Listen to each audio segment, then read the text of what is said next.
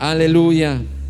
El Señor es digno de recibir la gloria y la honra. Señor, en esta hora queremos disponer nuestro corazón para escuchar tu palabra, Señor. Queremos que nos hables en esta mañana, Señor, que sea un tiempo donde tú trabajes en nosotros, Señor. Abrimos nuestro corazón, abrimos nuestra mente, abrimos, Señor, todo nuestro ser para escuchar tu palabra. Señor, nos despojamos de toda distracción. Señor, queremos que el celular quede a un lado en este momento, que las preocupaciones queden a un lado, Señor, y queremos también recibir tu palabra con reverencia, recibir tu palabra con alegría, Señor, y te pido que toda preocupación, toda distracción sea despojada en este tiempo para que podamos recibir tu palabra en esta hora, Señor, y para que la palabra pueda dar fruto al 100 por uno. Padre, en el nombre de Jesús te damos la gloria y la honra. Amén. Amén. Gloria a Dios. Pueden tomar su asiento, hermanos. Qué bendición en esta mañana que estemos juntos en la casa de Dios. ¿Cuántos dicen amén? Amén. Quiero que me acompañen en esta mañana al último libro de la Biblia. El último libro de la Biblia, que es, ¿cuál? Apocalipsis. Amén. El último libro de la Biblia es Apocalipsis. Así que en las páginas finales de su Biblia, o puede también leerlo en la pantalla, vamos a leer a partir del verso número 14. Amén. Apocalipsis capítulo 3, verso número 14. Amén. ¿Encontraron? Muy bien. ¿Cuántos todavía traen la Biblia de papel a la iglesia? A ver, levante la Biblia de papel. Muy bien. Hay algunos fanáticos todavía de la Biblia de papel. Si no, puede tenerla en su celular o en su dispositivo o en la pantalla. Vamos a leer lo que dice la palabra de Dios.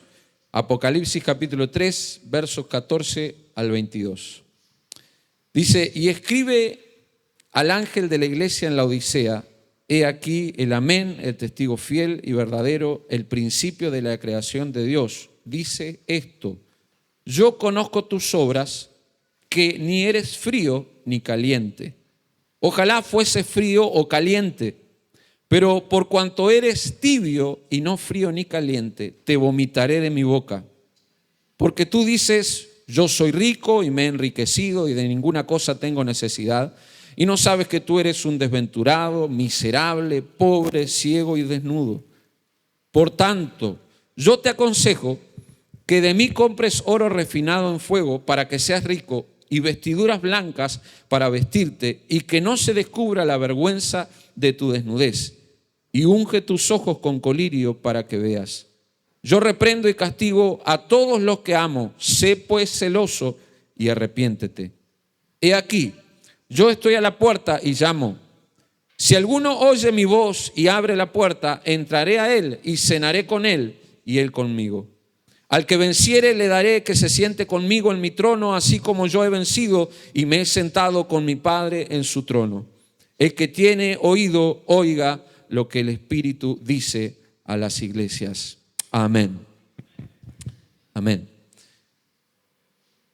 Allá por el siglo XVIII, bien comenzado el siglo XVIII, en lo que eran las colonias inglesas de América, comenzaron a llegar colonos desde Gran Bretaña.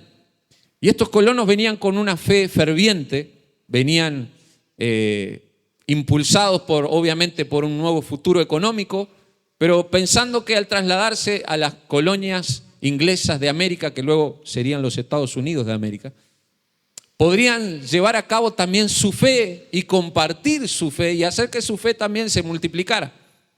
Pero la historia cuenta que a medida que los colonos llegaron a las colonias inglesas, a la tierra de los Estados Unidos, poco a poco esa fe, que era una fe ferviente, comenzó a debilitarse. Empezaron a prosperar y la prosperidad económica trajo un deterioro de la fe.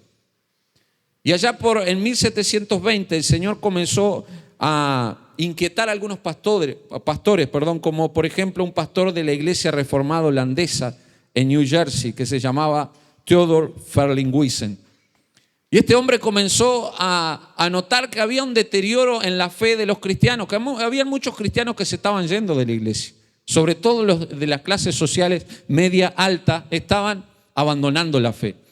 Y él comenzó a predicar acerca de la necesidad de una conversión genuina, de un compromiso real con la fe y de un cambio de vida. Él decía, no podemos vivir una fe a medias. Este hombre, Theodor Farlinghuisen, de la Iglesia Reformada Holandesa, inspiró a otros como el pastor presbiteriano Gilbert Tennant, que fue un poco más profundo y dijo que las iglesias se morían porque los pastores no estaban convertidos. Y esto comenzó a generar una revolución en aquella época, imagínense. Y él escribió encima un libro que versaba acerca de vivir un evangelio sin estar convertido. Por aquel entonces los pastores, como las iglesias se les estaban vaciando, hicieron algo que se dio a conocer como el Halfway Covenant.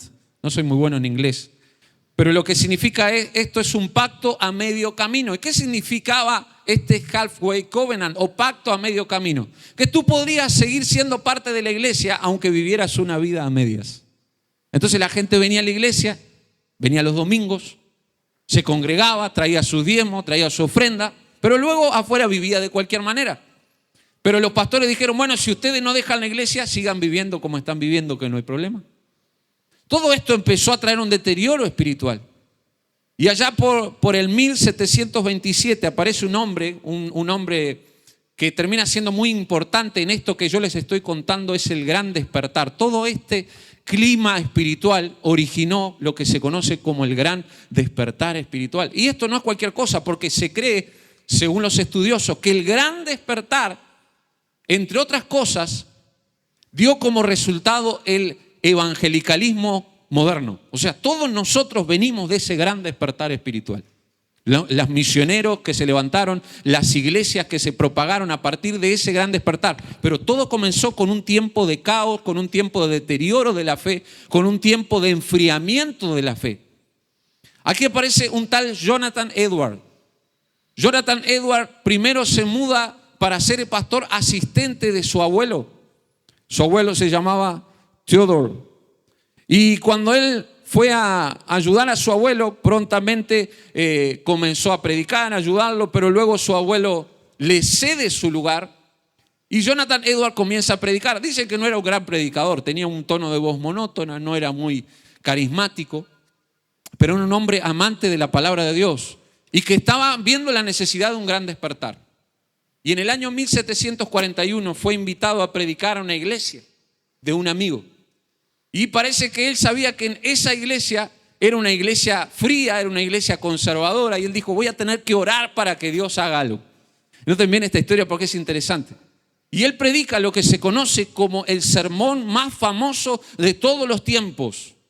Y ustedes lo pueden googlear, lo pueden ver en YouTube. Pueden leer las versiones escritas o pueden encontrar tal vez alguna grabación, porque obviamente de aquella época no tenemos grabaciones, pero sí grabaciones actuales, tomando como referencia los sermones escritos. Gracias a Dios que aquellos grandes hombres de Dios escribían sus sermones, aunque no lo podían grabar. Así que dice que él pasó toda la noche orando, diciendo, Señor, haz algo, porque esa iglesia era una iglesia conservadora, fría y que necesitaba un mover espiritual. Toda la noche pasó orando y cuenta que dice que se hacía la hora del culto y tuvieron que ir a llamarlo porque él no había llegado todavía. Estaba en una casa cerca del templo y lo llamaron, por favor, pastor, se acerca la hora del culto y él no llegaba. Toda la noche había pasado orando. Y ahí él predica este sermón que se llama Pecadores en manos de un Dios airado. Quienes estuvieron en ese lugar cuentan que jamás Jonathan Edwards separó su mirada de sus escritos porque él predicaba leyendo. O sea, todo lo que él decía lo leía. Pero fue tal la convicción de pecado que cayó sobre los asistentes que dice que ni siquiera Edwards pudo terminar su mensaje. La gente empezó a sollozar. Algunos gritaban y otros cuentan que habían personas que se prendían de las columnas que habían en la iglesia y sentían literalmente que el infierno se estaba abriendo debajo de ellos. Una convicción de pecado tremenda. Dice la Biblia que el Espíritu Santo produce la convicción de pecado, justicia y juicio. Y el mensaje de Edwards despertó eso y a partir de allí se cree comenzó una gran revolución espiritual conocida como el Gran Despertar. Del otro lado del Atlántico, un gran hombre de Dios, anglicano y predicador y evangelista llamado George Whitefield. Predicaba también en las plazas. Predicaba en los lugares abiertos porque era tal la atracción que generaba su mensaje que los templos no le daban, así que salía a predicar afuera. George Whitefield también viajó a los Estados Unidos durante varios años y fue admirado incluso por el propio Benjamin Franklin, que se transformó en su editor. Dice que él estaba impactado por ver el poder y la autoridad con la que este hombre hablaba. Y hay informes de la época que dice que él llegaba a hablar a multitudes, sin equipo, sin audio, no había micrófono, de 20 o 30 mil personas afuera. Dice que la gente cuando le escuchaba, algunos se desmayaban por la convicción de pecado, caían por el Espíritu Santo, otros gritaban. Dice que cuando llegaba el momento de la decisión, gritaban de alegría y gozo porque sentían que sus pecados habían sido perdonados. Y era muy común, dice, caminar por las calles de las colonias inglesas de América por aquel entonces y escuchar en las noches, en las tardes, en las casas, cómo se elevaban alabanzas. Se transformó en un gran mover espiritual. El gran despertar vino después de un deterioro de la fe. Y aquí nosotros leímos en Apocalipsis que el Señor le está hablando a la iglesia de la Odisea y le está diciendo una palabra un poco fuerte, ¿verdad? Dice, no eres tibio, no eres frío ni caliente, eres tibio. Estás a media, a mitad del camino. Dice el Señor, yo no te prefiero a media, yo quiero que seas alguien que esté o de un lado o del otro.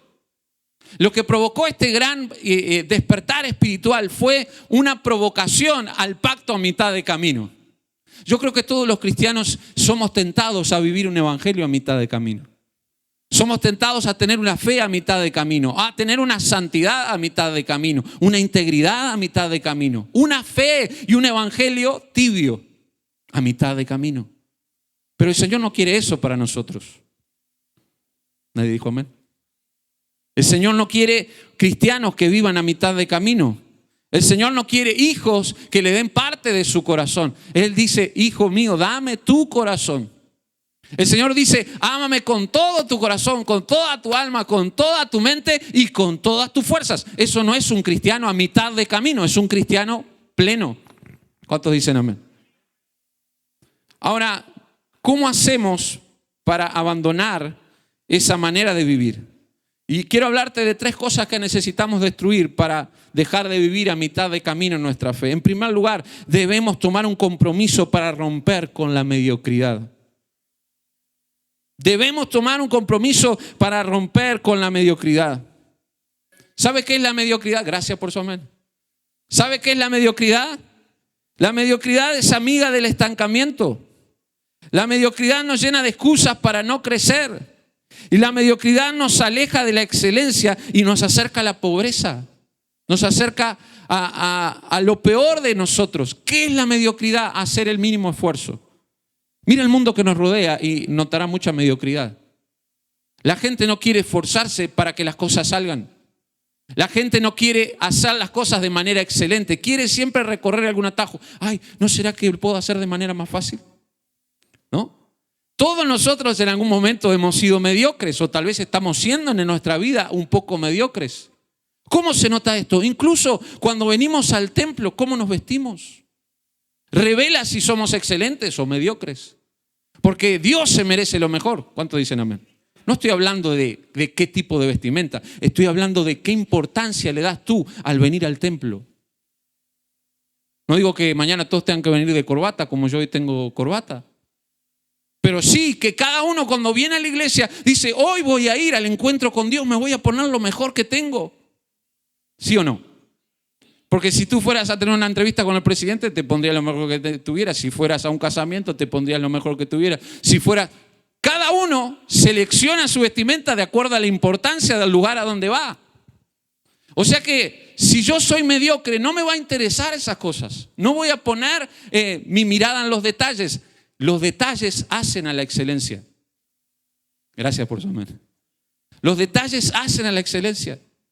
El otro día, cuando estuve en un hotel allí en el festival, todas las noches, son detalles, ¿verdad? Pero dejaban una tarjeta con la temperatura del otro día y dice uno, ¿para qué quiero saber si eso lo tengo en el celular? Detalles. y 2 chocolates. Entonces yo llegaba y si no me dejaban me ofendía, ¿no? Porque ya me mal acostumbraron del primer día. Una tarjeta con la temperatura el otro día y yo, ya que hacía, no miraba en mi celular, digo, voy a tener la tarjeta, ¿cómo va a estar el día de mañana? Y un par de chocolates. Y uno dice, ¿y eso por qué? Bueno, en un hotel que se busca la excelencia, se pone atención a los detalles. Y eso marca la diferencia entre un hotel importante y un hotel no tan importante. ¿Y se necesita mucho dinero? No, lo que se necesita es tener una actitud de excelencia. Entonces uno debe revisarse cómo vive la vida espiritual. Porque para ser un cristiano que deja de vivir a mitad de camino, debemos romper con la mediocridad. ¿Cuántos dicen amén? Proverbios 24:30, miren lo que dice. Pasé por el campo de un perezoso, por el viñedo de uno que carece de sentido común. Vi que habían crecido espinos por todas partes. Estaba cubierto de maleza y sus muros destruidos. Entonces, mientras miraba y pensaba en lo que veía, aprendí esta lección. Un rato más de dormir, un poquito más de sueño, un breve descanso con los brazos cruzados. Entonces la pobreza te asaltará como un bandido y la escasez te atacará como un ladrón armado. A veces la pobreza espiritual, la pobreza emocional, también la pobreza material nos asalta porque hemos sido mediocres. Y es duro escucharlo, porque uno dice, ¿por qué estoy así? Y hemos descuidado nuestra vida espiritual, hemos sido mediocres para orar, hemos sido mediocres para leer la Biblia, hemos sido mediocres para congregarnos, hemos sido mediocres para buscar a Dios, hemos sido mediocres para ser generosos, siempre a mitad de camino.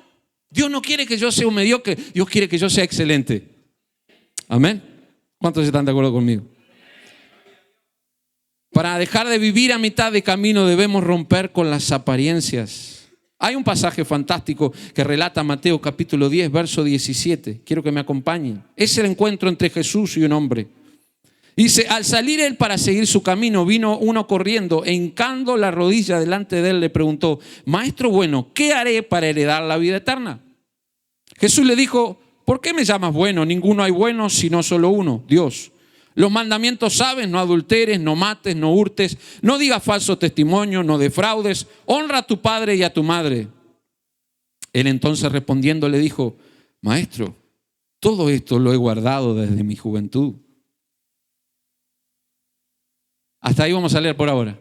Cuando vemos esta historia, yo noto que había un hombre que confiaba mucho en sí mismo. Porque ir públicamente a Jesús y decirle, ¿qué tengo que hacer para heredar la vida eterna? Él sabía que había cumplido los mandamientos, que había sido un buen hombre, que había hecho las cosas bien. Entonces dijo, Jesús me va a felicitar por hacer las cosas bien.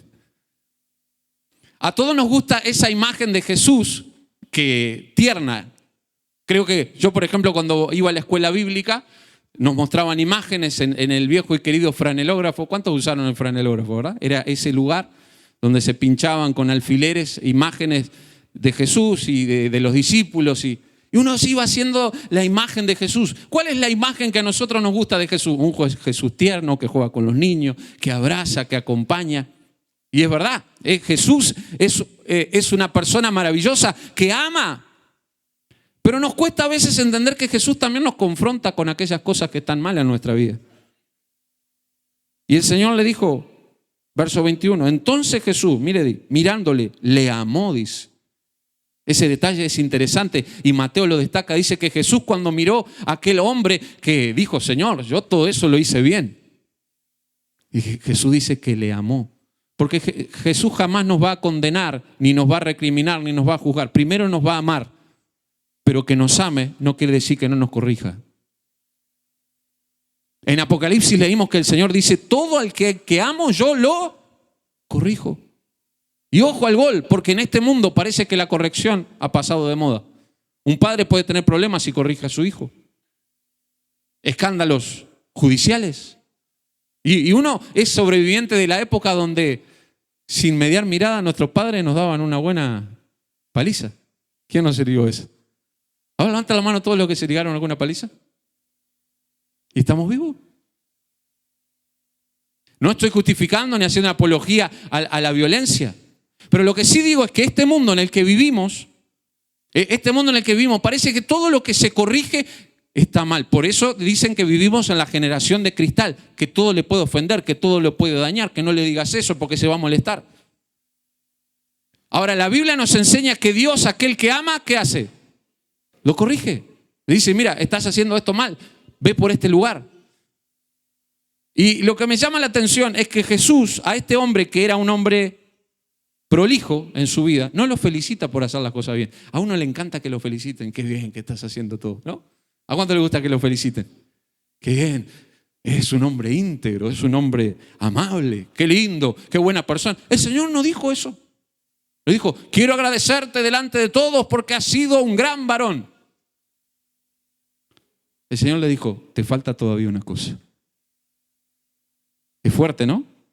Porque uno dice, pero ¿y cómo? ¿No es injusto el Señor? No, porque el Señor le amaba a aquel hombre y quería que llegara al fondo de su situación. ¿Y cuál era su situación? Que él amaba más al dinero que a Dios. Y Jesús quería que él lo descubriera. Por eso, hermanos, cuando nos acercamos a Jesús tenemos que entender que Él quiere trabajar en aquellas cosas que están mal en nuestra vida. A veces usamos este texto solamente para hablar de dinero, pero en realidad lo que nos revela este pasaje es que Jesús siempre sabe cuáles son las áreas de nuestra vida que necesitan un cambio, aún todavía. Quizás tú necesitas un cambio igual que yo. ¿Cuántas veces luchamos con las mismas cosas? ¿Cuántas veces, por ejemplo, luchamos con el carácter? A veces somos un tanto egoístas. A veces somos personas que terminan hablando mal aunque no quieren.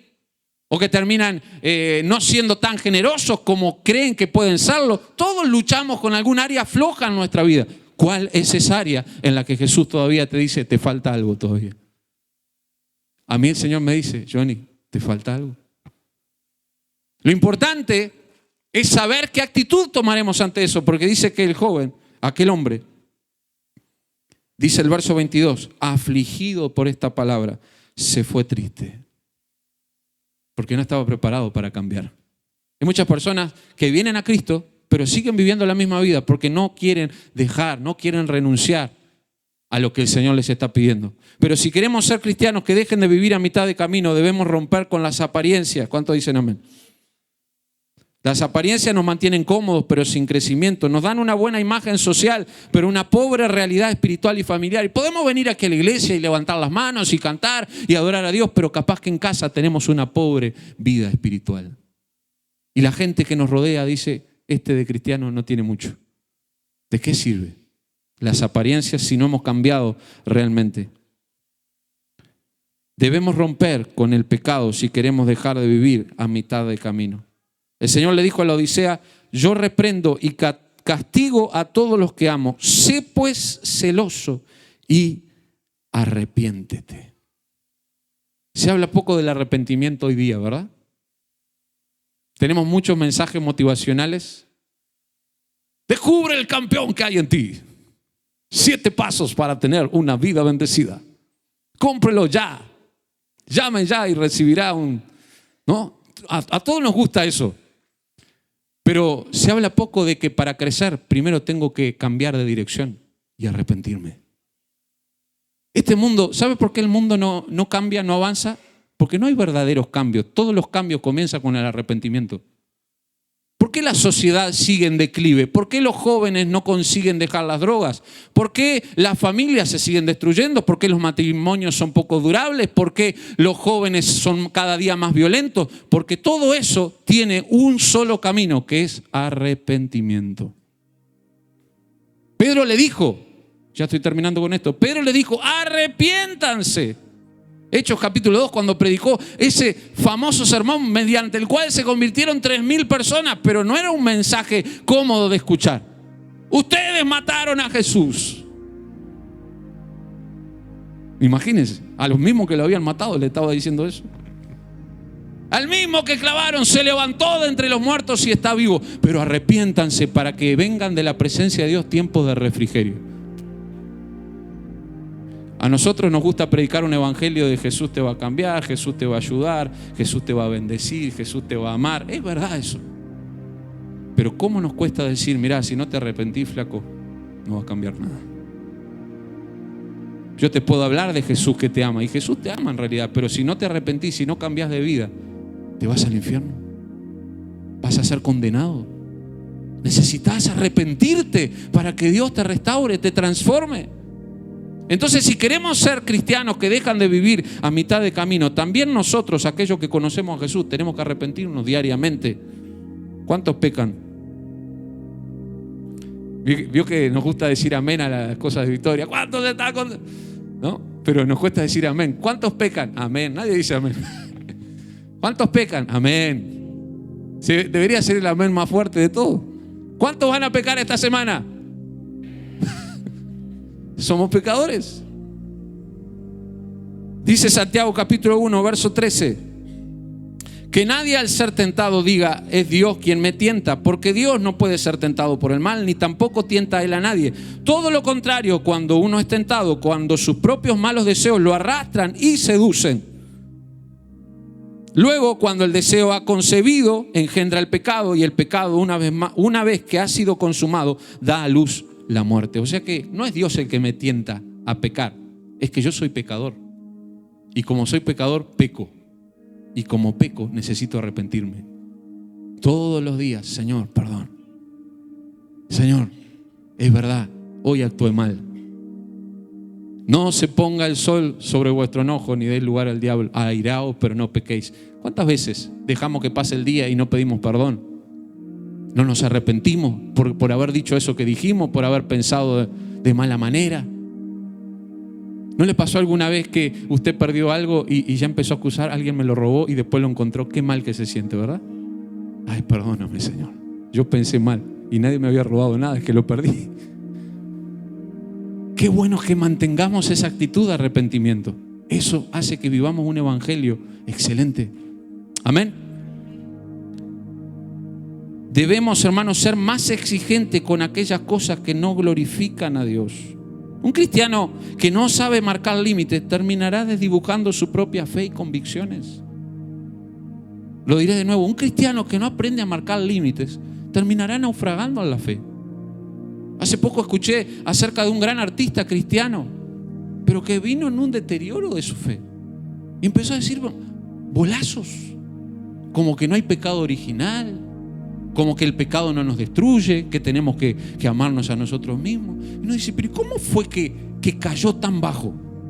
Porque hay una Biblia entera hablando de las consecuencias del pecado. ¿Cómo alguien puede desdibujar así su fe? Y comenzó a hacer concesiones, comenzó a leer pavadas, comenzó a llenar su mente de cosas que no edifican. Y está todo bien, y puedo leer filosofía, y puedo leer lo que dice esto y aquello, pero no tengo que sustituir lo que dice la palabra de Dios, que es eterna. El cielo y la tierra pasarán, pero mi palabra no pasará, dice. Si yo estoy leyendo a Rolón más que lo que dice la Biblia, entonces estoy en un serio problema. O a Paulo Coelho, o el que puede leerlo, pero no puede sustituirlo por lo que dice la Biblia. O puede leer a todos los filósofos y estudiosos que se le cante, pero nunca sustituirá el mensaje de la Biblia, que es eterna y que cambia las vidas. Y es el único libro que cuando uno lo lee, el autor está presente. ¿Cuántos sabían eso? Usted puede leer un libro de un fulano que capaz que ya murió, que vive del otro lado del mundo, pero cuando lee la Biblia, el Espíritu Santo está ahí, que es el autor, enseñándole. Amén. Dice Pablo a los Gálatas, digo pues, andad en el Espíritu y no satisfagáis los deseos de la carne, porque el deseo de la carne es contra el Espíritu y del Espíritu es contra la carne, y estos se ponen entre sí, para que no hagáis lo que quisierais. Pero si sois guiados por el Espíritu, no estáis bajo la ley. Y manifiestas son las obras de la carne, que son adulterio, fornicación, inmundicia, lascivia, idolatría, hechicerías, enemistades, pleitos, celos, iras, contiendas, disensiones, herejías, envidias, homicidios, borracheras, orgías y cosas semejantes a estas, acerca de las cuales os amonesto. Como ya os lo he dicho antes, dice Pablo, que los que practican tales cosas no heredarán el reino de Dios. Es fuerte, pero es un llamado a dejar el pecado. Mas el fruto del Espíritu es amor, gozo, paz, paciencia, benignidad, bondad, fe, mansedumbre, templanza. Contra tales cosas no hay ley. ¿Cuántos dicen amén a la palabra de Dios? Déjeme contarle, para terminar, una historia real que leí y que marcó profundamente mi corazón. En 1982, en una pequeña comunidad de Oklahoma, un pastor llamado John Wesley Powell, era un hombre sencillo, trabajador, amado por su iglesia, sufrió uno de los accidentes más devastadores que un ser humano puede atravesar. Una fuga de gas provocó una explosión mientras él estaba en su casa. La casa entera ardió en segundos. Powell quedó atrapado entre las llamas. Cuando los bomberos lo sacaron, su cuerpo estaba totalmente quemado. Los médicos dijeron que nadie con quemaduras de ese nivel podría sobrevivir. Es más, clínicamente, él murió 3 veces al ser reanimado. Cuando finalmente despertó, su vida nunca volvió a ser igual. Su rostro estaba desfigurado, su movilidad reducida, su cuerpo entero marcado por el dolor. Y cuando sus amigos pastores fueron a verlo, él dijo una frase que pasaría a ser uno de los testimonios más impactantes de fe genuina en los Estados Unidos. Y él dijo así: Dios no me devolvió la vida para vivir a medias. Me trajo de regreso para vivir con todo mi corazón para Él. Mientras su cuerpo sanaba, predicó desde una silla de hospital, desde una camilla, desde un púlpito improvisado, y decía: la tibieza es un lujo que solo se permiten los que no han mirado la eternidad de tan cerca. Vivió una vida diferente y dijo: no me puedo dar el lujo de vivir una vida tibia cuando Dios me devolvió la vida. Quiso vivir de manera excelente para el Señor. Tú y yo, ¿qué vamos a hacer con la vida que nos resta? ¿Viviremos un pacto a mitad de camino? ¿O le permitiremos al Espíritu Santo que nos despierte de nuestra mediocridad para ser excelentes? ¿Viviremos dándole a Dios las obras de nuestra vida o lo mejor de nuestra vida para Él? Amén. ¿Viviremos una espiritualidad tibia, raquítica, pobre, tímida, o viviremos una espiritualidad ferviente? Dijo el Señor: no quiero que seas tibio, prefiero que seas frío, o si no caliente, ferviente en espíritu. Amén. Póngase de pie conmigo para terminar esta mañana.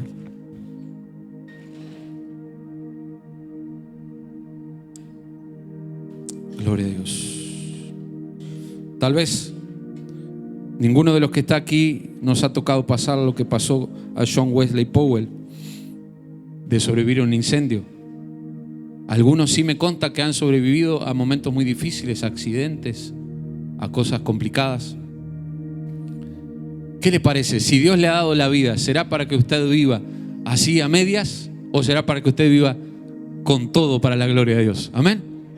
Para que viva de manera excelente.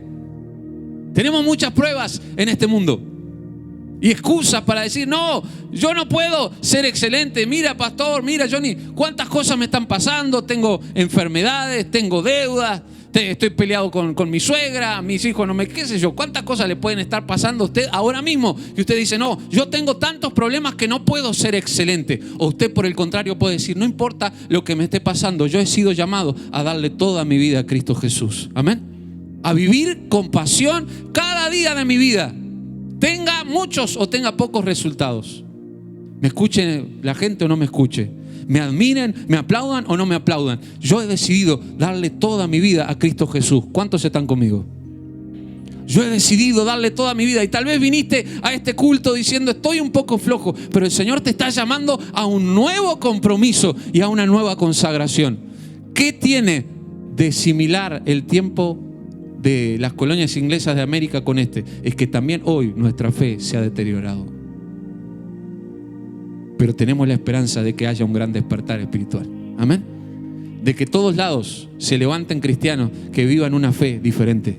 Amén. Que comiencen a predicar el evangelio, a orar como no han orado nunca, a estudiar la palabra de Dios como no la han estudiado nunca, a apasionarse por Jesús, a ayudar a aquellos que están necesitados, a vivir un evangelio diferente que transforme el mundo, que es lo que realmente necesita el mundo, es a Cristo Jesús. Amén. Pero vivido no a medias, no como un pacto a mitad de camino, sino de manera excelente. Si usted está dispuesto a hacerlo, cierre sus ojos conmigo y vamos a orar. Padre, en esta hora te damos gracias por tu palabra. Gracias porque nos hablaste hoy. Gracias porque nos recordaste que ser un cristiano que realmente te ama no es vivir a medias, sino es vivir de manera excelente. Señor, y en esta hora te queremos pedir perdón por haber sido mediocres, por no haber sido excelentes tantas veces. Perdónanos por nuestros pecados, por haber negociado con el pecado, con cosas que no te agradan. Nos arrepentimos, Señor. ¿Cuántos en esta mañana sienten que deberían pedirle a Jesús perdón por algo? Perdóname, Señor. Perdóname por mi mal carácter. Perdóname por mis mentiras. Perdóname por engañar. Perdóname por tratar mal a esa persona. Perdóname, Señor. Tú sabes, hay alguien que hoy necesita pedirle perdón. Es un buen momento para decirle: Jesús, perdóname. ¿Me perdonarías, Señor? ¿Me perdonarías por haber sido un hijo desobediente? ¿Me perdonarías por haber vivido de una manera tibia mi fe? Señor, ¿podrías perdonarme porque he descuidado mi vida espiritual? Señor, me arrepiento en esta mañana por tener una vida de oración tan pobre, por leer poco tu palabra. Me arrepiento, Señor, en esta mañana. Perdóname. Oh, Jesús, trae en nosotros esa convicción. Trae en nosotros ese despertar. Trae a nosotros, Señor, esa pasión por volver al primer amor, por volver, Señor, a esa búsqueda de tu presencia, para que venga de tu presencia un tiempo de refrigerio, de crecimiento, de multiplicación. Perdónanos, Señor, por mirar de costado las necesidades, por vivir en este mundo como que si todo fuera parte de este mundo y olvidarnos de la eternidad, de lo que realmente vale la pena. Perdónanos. Perdónanos, Señor, por volvernos tristes cuando nos has confrontado con nuestro pecado sin cambiar. Perdónanos por tantas veces que escuchamos tu palabra y no tomamos una decisión. Perdónanos por todas aquellas veces que vinimos al altar y te dijimos: Señor, viviremos para ti, pero luego seguimos viviendo vidas mediocres. Perdónanos, Señor. Perdónanos, Señor. Nos queremos regresar a ti en esta mañana. ¿Cuántos allí en su lugar sienten que Dios les está dando una nueva oportunidad para vivir un evangelio completo, sin tibiezas? Si tú sientes que Dios te está dando una nueva oportunidad, dile: Señor, aquí estoy. Levanta tu mano al cielo y dile: Señor, cuenta conmigo. No quiero vivir un evangelio mediocre. No quiero vivir un evangelio tibio. No quiero vivir un evangelio, Señor, sin entrega, sin sacrificio, sin esfuerzo. Quiero darte lo mejor de mí, Señor. Todo mi corazón, toda mi alma, toda mi mente, todas mis fuerzas para ti, Señor. Ahora, Padre, mira esta gente que está queriendo hacer un nuevo pacto, un nuevo compromiso contigo. No un pacto a mitad de camino, sino un pacto completo, Señor. Padre, y en esta hora nos rendimos a ti, sabiendo que tú estás sobrando en nuestros corazones. Mientras pasan los chicos de la alabanza, yo le invito a que usted pueda levantar su mano y decirle: Señor, aquí estoy. Quiero, Señor, comprometerme contigo. Quiero, Señor, hacer un nuevo compromiso contigo. Aleluya. Y si Señor te está llamando a un arrepentimiento, si el Señor te ha confrontado con un pecado, no es para que te sientas triste y te vayas de este lugar, sino para que tomes una decisión y cambies completamente tu vida. Oh, gracias, Espíritu Santo. Gracias, Espíritu Santo.